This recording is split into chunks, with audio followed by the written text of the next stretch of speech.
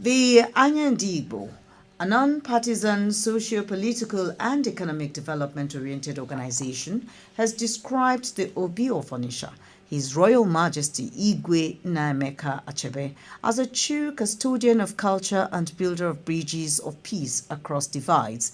The group made the commendation in a message by its chairman, Board of Trustees, Dr. Umar Eliazo, to commemorate the monarch's 84th birthday.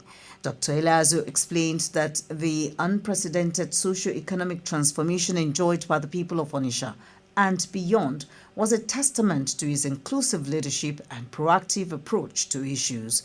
Dr. Eliazo also commended the support of the monarch in the birth of the organization, which had complemented government efforts to bring peaceful coexistence and development across the southeast. While praying for the monarch's successful reign, the BOT chairman assured him of their continued support to sustain and improve on the developmental strides recorded in the kingdom.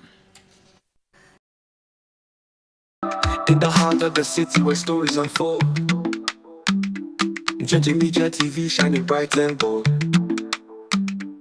bringing news from the corners of the globe.